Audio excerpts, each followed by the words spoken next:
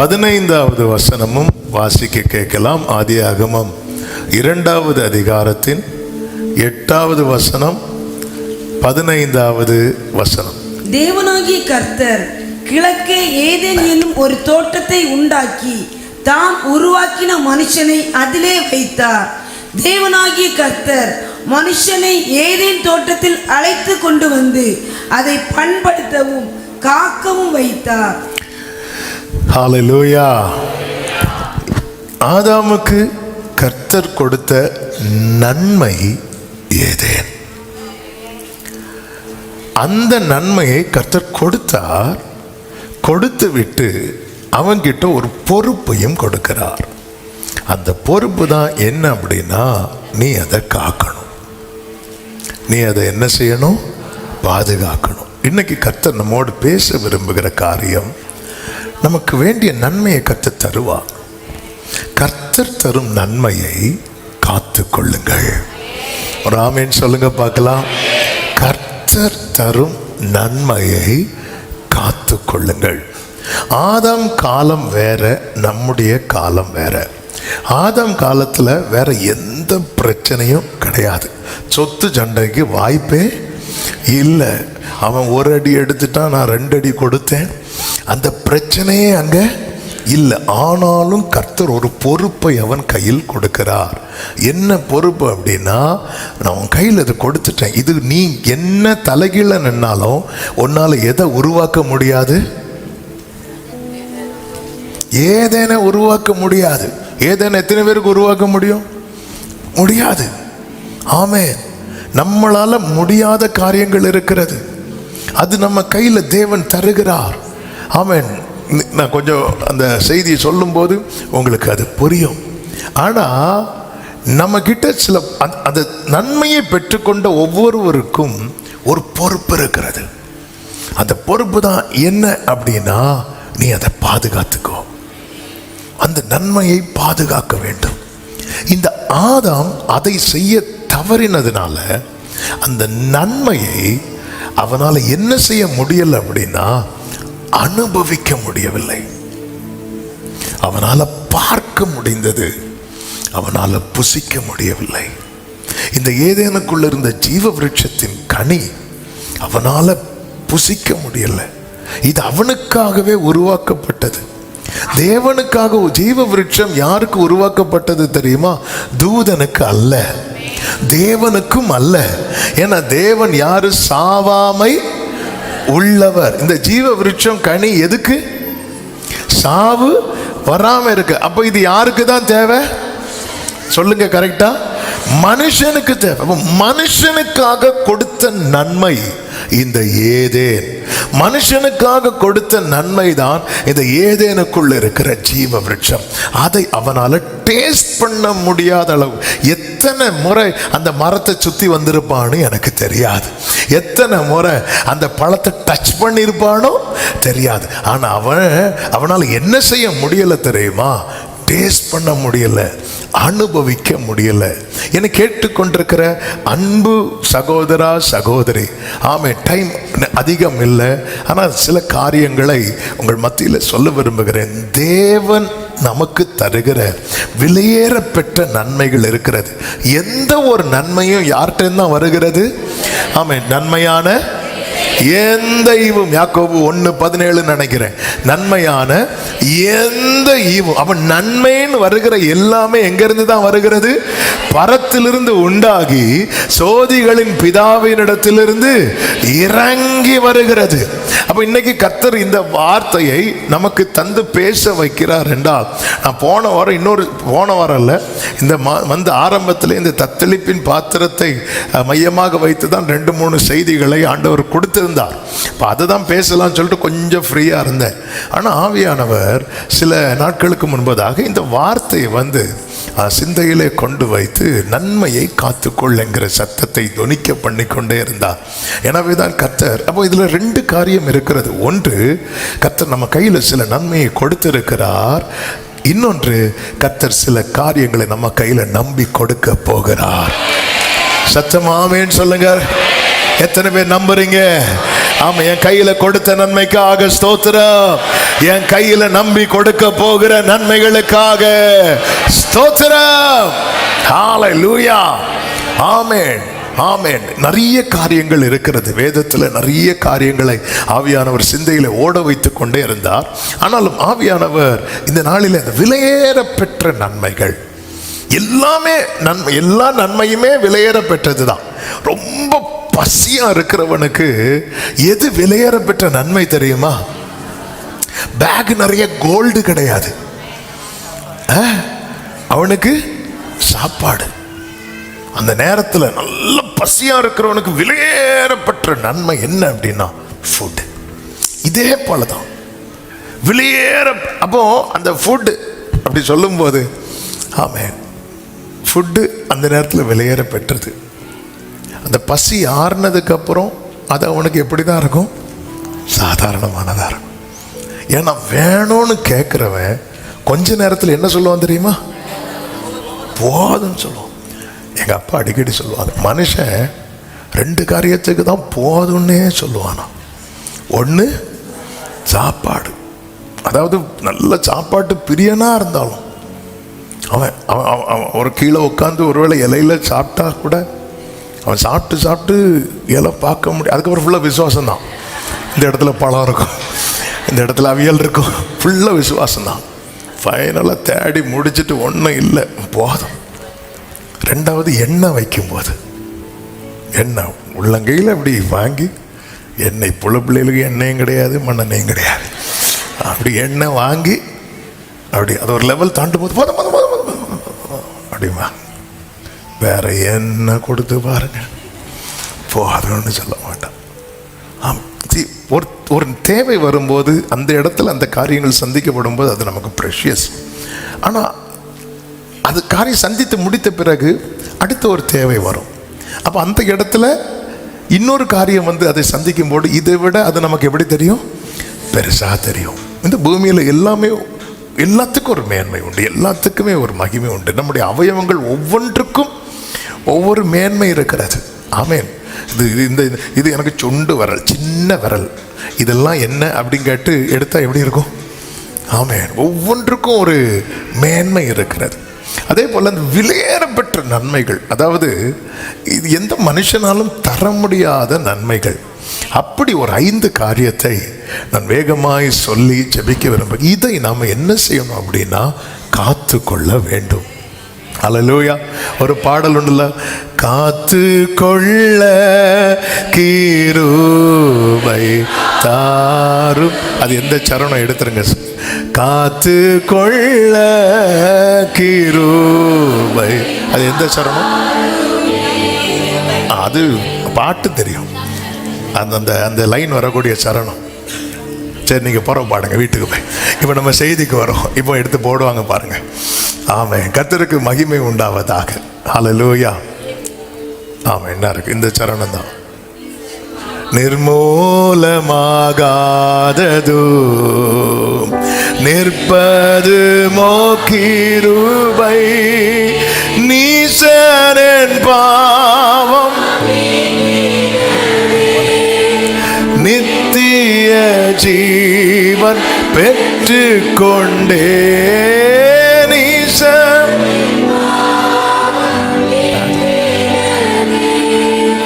நித்திய ஜீவன் பெற்று கொண்டேன், காத்து கொள்ள.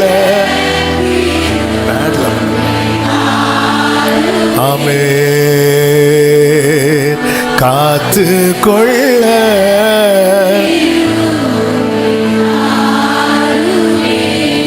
ஹல்லேலூயா. நாம் காத்துக்கொள்ள வேண்டிய 5 காரியங்கள். இதுக்காக நம்ம அதிகமாக ஜெபிக்கணும், பிரயாசப்படணும். தேவ சமூகத்தில் பயத்தோடு. ஒரு வசனம் உண்டு, எப்பொழுதும் பயந்திருக்கிறவன் பாக்கியவான். ஆமென். பயப்படாதுன்னு தான் சொல்றது பைபிள் ஃபுல்லா பரம்பி இருக்கிற வார்த்தையில் ஒரு வார்த்தை என்ன தெரியுமா? பயப்படாத. அது என்ன சொல்லுவாங்கன்னா, அது எத்தனை தடவை இருக்குன்னு சொல்லுவாங்க தெரியுமா? அப்படி கிடையாது. நீங்கள் எண்ணி காட்டுங்க, 360 தடவை பயப்படாதுன்னு இருக்கான்னு பாருங்க. அப்படிலாம் கிடையாது, சும்மா அடிச்சு விடாது. அவன் பயம் பயம் இப்படியெல்லாம் இருக்கிறத சேர்த்து வச்சு வேணால் சொல்லியிருப்பாங்களா இருக்கும். நான் யாரையும் குறைச்சி சொல்லலை, சாரி. ஆனால் நான் பார்த்ததில் 365 தடவைலாம் இல்லை, 100 பக்கத்தில் தான் வரும்னு நினைக்கிறேன். ஆமாம், இப்போ நான் அந்த குழப்பத்துக்குள்ளே போகலை. ஹல்லேலூயா. ஆமாம், நமக்கு 365 அவருடைய ஒரு வார்த்தை போதும். ஒரு வருடத்தின் 365 நாள் அந்த ஒரு வார்த்தையை வச்சு நம்மளால் என்ன செய்ய முடியும் தெரியுமா? வாழ முடியும். ஆமென் சொல்லுங்க. ஆண்டவருக்கு மாத்திரம் மகிமை உண்டாவதாக. முதலாவது நன்மை என்ன தெரியுமா? நம்முடைய ஆத்துமா. எல்லாரும் சொல்லுங்க பார்க்கலாம். ஆத்துமா. சங்கீதம் 49 அதனுடைய 9வது வசனத்திலே சொல்லப்பட்டிருக்கிறது, அவர்கள் ஆத்தும மீட்பு மிகவும் அருமையாயிருக்கிறது. அடுத்த வார்த்தை பாருங்க, அது ஒருபோதும் முடியாது. கைகளை உயர்த்தி ஹல்லேலூயா. இந்த பூமியில ஒரு மனுஷனுக்கு கிடைக்கிற ஒரு precious gift. The soul is God's precious gift to mankind. God's greatest gift. ஒரு பெரிய gift ஆத்துமா. அதாவது மனுஷனுக்கு கொடுத்த ஆத்மா. இந்த ஆத்மாவுடைய இந்த ஏன் அது மனுஷனுக்கு கொடுத்த பெரிய விசேஷம் சொல்ல காரணம், ஆத்மா எதுக்கு கிடையாது தெரியுமா? மிருகங்களுக்கு கிடையாது. அதனாலதான் மிருகங்களுடைய ஆவி திரும்பும் போது அவைகள் எங்க திரும்பும்? மண்ணுக்கு திரும்பும். முடிஞ்சது அதோட. இந்த பூமியில வாழ்கிற மிருகங்கள் இருக்குல்ல, ஒவ்வொன்றுக்கும் ஒவ்வொரு டைம் பீரியட் இருக்கு. இப்போ நாய்க்கெல்லாம் 15 வருஷமோ 20 வருஷமோ இல்லை அப்படி இருக்கும். எதுக்கு ரொம்ப ஆயுள் ஜாஸ்தி? பன்றிக்கா? ஆமை. ஆமை பேசவும் செய்யாது, முன்னா இருக்கும், ஆனால் இருந்துகிட்டே இருக்கும். அப்படிப்பட்ட ஒரு ஆமை. எல்லா ஆமையும் உள்ள இருக்காண்ணா. பெருமை, பொறாமை எல்லாம் அப்படியே இருந்துகிட்டே இருக்கும். ஆனால் சிலதுக்கு ஆயுள் பார்த்தீங்கன்னா மொத்தமே ஃபியூ ஹவர்ஸ் தான். இந்த மழை காலத்தில் ஒன்று வரும் பாருங்க, ஆனால் அதை வாழ விடுவோமா? நம்ம அதை விட்டால் அதுவே இன்னும் கொஞ்ச நேரத்தில் செத்து விழும். ஆனால் விட மாட்டோம் நம்ம. ஹல்லேலூயா இப்படியே ஜோம்.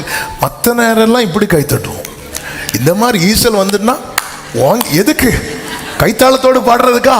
இனி என்கிட்ட நீ இல்லை, உன் குடும்பமே வரக்கூடாது. அந்த ஒரு இதில் கை தட்டுவோம். ஆமென். எல்லாத்துக்கும் ஒரு. ஆனால் அதோட முடிஞ்சதுக்கு அதுக்கு சாப்டர் ஓவர். அதுக்கு சாப்டர் ஓவர். ஆமென். அதுக்கு சாப்டர் அதோட முடிஞ்சு. ஆனால் மனுஷனுக்கு அப்படி கிடையாது. சாப்டர் ஓவரில் ரட்சிக்கப்பட்டவனுக்கு அதுக்கப்புறம் ஒரு நியூ சாப்டர் ஓப்பன் ஆகும். அதுதான் அவரோடு கூட இங்கே விசுவாசித்து அவரோடு வாழ்கிறவன் அங்கே முகமுகமாய் கண்டு. இதற்கு தான் என்ன தேவைன்னா மீட்பு தேவை. மீட்பு தேவை. ஏன்னா ஆதி மனிதனை கர்த்தர் உருவாக்கும் போது மரணம் என்று ஒன்று இல்லை. ஆனா கர்த்தர் வான் பண்ணார். என்ன வான் பண்ணார் அப்படின்னா, நீ தப்பு பண்ணிட்டேன்னா என்ன உண்டாகும் தெரியுமா? மரணம். மரணம். அந்த மரணம் என்பது சரீரத்தின் படியாக மட்டுமல்ல, ஆத்துமாவை குறித்து அவர் எச்சரிக்கிறார். ஆத்துமா. அதனாலதான் கடைசியில யோவான் எழுதும் போது ஒரு மனுஷன் எப்படி வாழ விரும்பி எழுதுறார் தெரியுமா?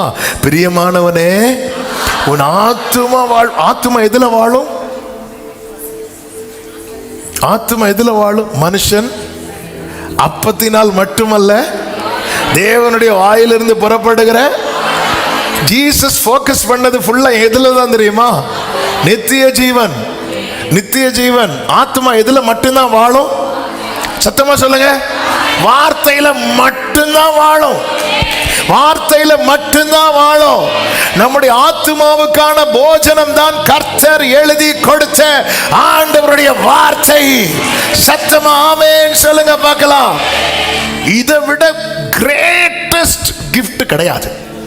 அதனாலதான் அந்த ஆர்டர் உங்களுக்கு சொல்றேன். ஆர்டர் படி இல்லை, எல்லாமே பெருசுதான். ஒரு 5 காரியம் இதுக்குள்ள எல்லாமே இருக்கும். ஒரு மனுஷனுக்கு கர்த்தர் கொடுத்த ஆத்துமா விலையேற பெற்றது. விலையேற பெற்றது. அதனாலதான் ஆமென், எல்லா காவலோடும் உன் இருதயத்தை என்ன செய்து கொள், காத்து. அதுக்குள்ள என்ன வெளிப்படும் தெரியுமா? ஜீவ ஊற்று. ஆண்டவர் இவனுக்கு பாதுகாக்க அந்த இடத்துல என்ன கொடுத்தார்னா வேர்டு கொடுத்தார். ஆதாமுக்கு வேர்டு கொடுத்தார். அந்த வேர்டுக்குள்ள இவன் இருந்திருப்பானா எது இவனை தொட்டிருக்காது தெரியுமா? சாவு. சாவு சாவு தொட்டிருக்காது. இதை புசிக்கிற நாளில் நீ இந்த வார்த்தையை விட்டு எப்போ வெளியே போறியோ, அதுதான் வேர்டுங்கிற வேலி, அதான் கட்டளை, அதான் பிரமாணம், அதான் வார்த்தை. நீ இதுக்குள்ள இருக்கிறது வரைக்கும் உன்னை இந்த சாவு தொடாது. இந்த சிறகின் கீழே அடைக்கலமாய் வந்த குஞ்சுகளை எது தூக்கிட்டு போகாது? பறந்து தூக்கிட்டு போகாது. ஆனா எப்போ வெளியே ஒண்ணு வருதோ அதை பறந்து தூக்கிட்டு போகும். எப்பொழுதுமே இந்த வசனத்தை விட்ட ஒரு வாழ்க்கை ஒரு தேவ பிள்ளைக்கு இருக்குதுன்னா, அதாவது வசனத்தை விட்ட வாழ்க்கை வாழ்ந்து நான் இன்னைக்கும் உயிரோடு இருக்கிறேன்னா அதுக்கு காரணம் கிருபை. அந்த கிருபை எதற்கு கொண்டு வந்து தந்தார் தெரியுமா? கிருபையும் சத்தியமும். அப்ப அந்த சத்தியத்தோடு என்னை இணைக்க எனக்கு தேவன் தருகிற தருணம் தான் என்ன தெரியுமா? கிருபை. கிருபை கிருபை அந்த கிருபை. அதனாலதான் நான் தேவனுடைய கிருபையை விருதாவாக்குகிறதில்லை. இந்த வசனத்தை விட்ட வாழ்க்கை ஆத்மாவுக்கு சேதத்தை கொடுத்து கொண்டே இருக்கும். சேதத்தை கொடுத்து கொண்டே இருக்கும். இந்த ஆத்ம மீட்பு விலையேற பெற்றது.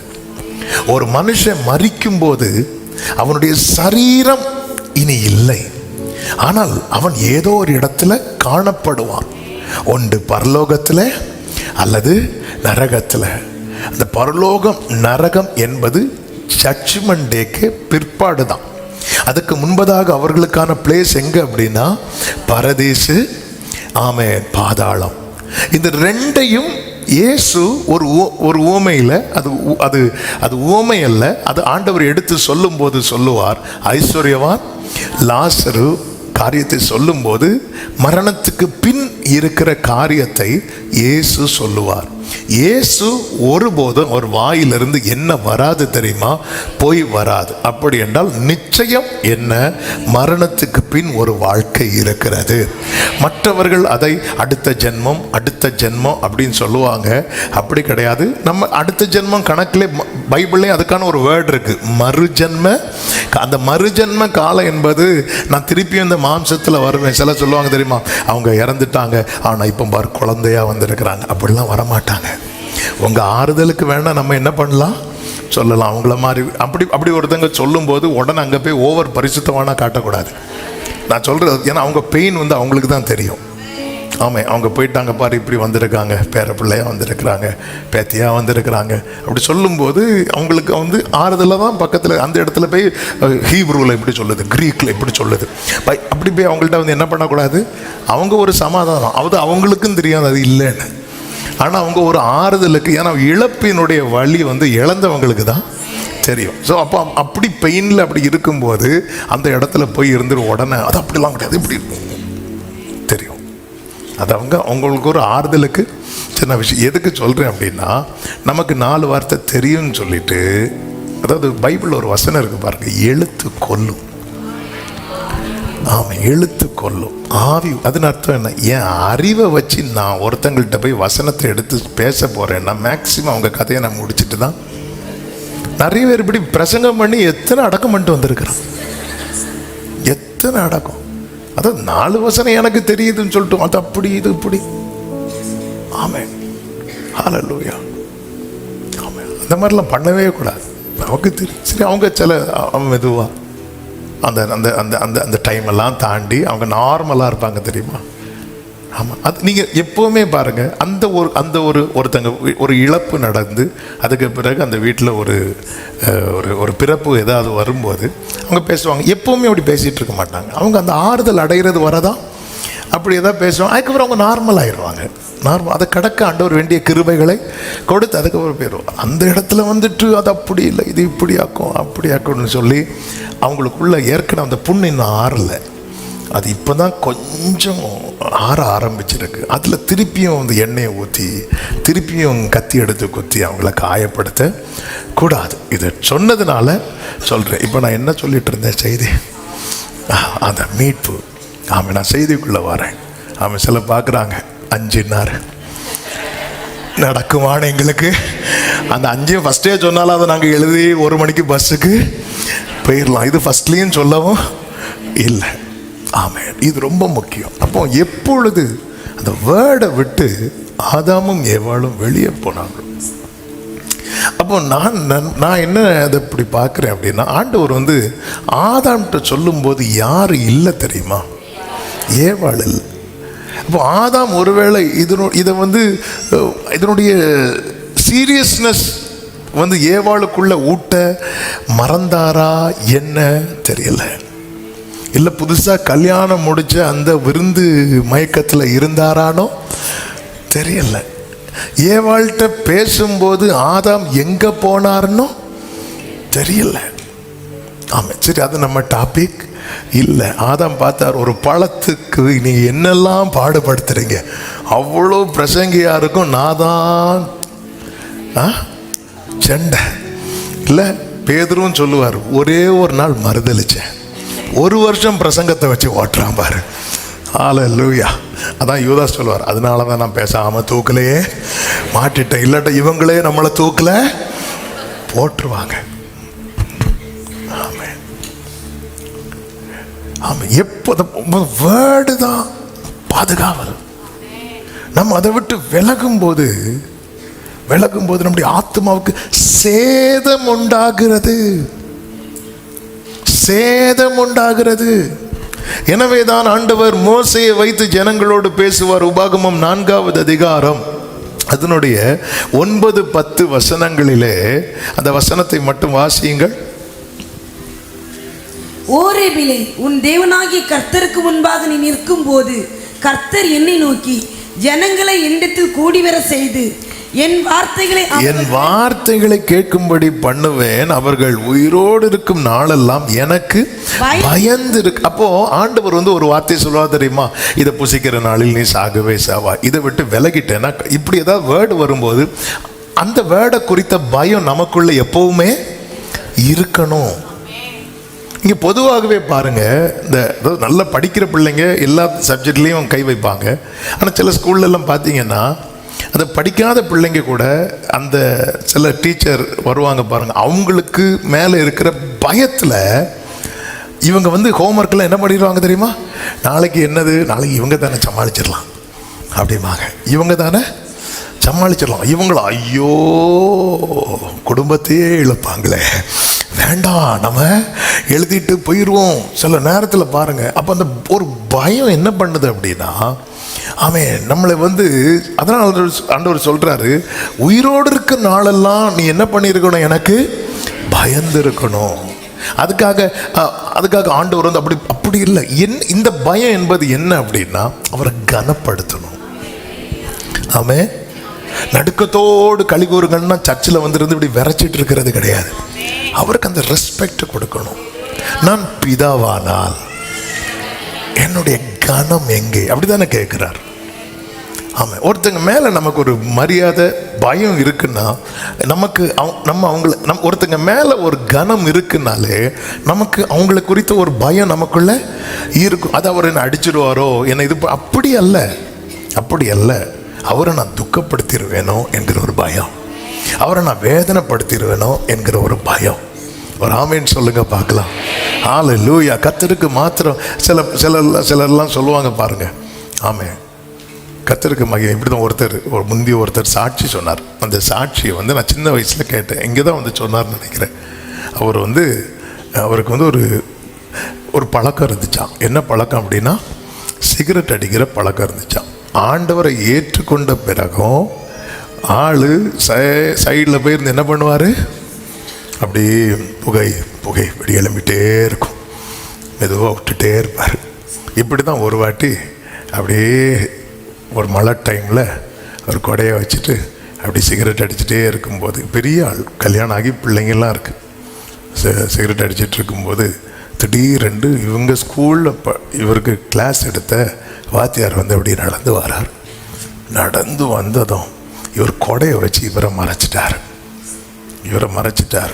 ஏன்னா சிகரெட்டை மறைச்சாலும் ஒரு இழுத்தாச்சு, இனி என்ன வச்சாலும் அது வந்து காதோட மூக்கோட வரதான் செய்யும். இவர் மறைச்சி அவர் பார்க்காம போயிட்டார். உடனே ஆண்டவர் இடைப்பட்டார். அவர் பார்க்குறாரு, நீ மறைக்கிறியே, நான் பார்க்குறேன்னு உனக்கு தெரியாதா? அந்த இடத்துல கீழே போட்டது.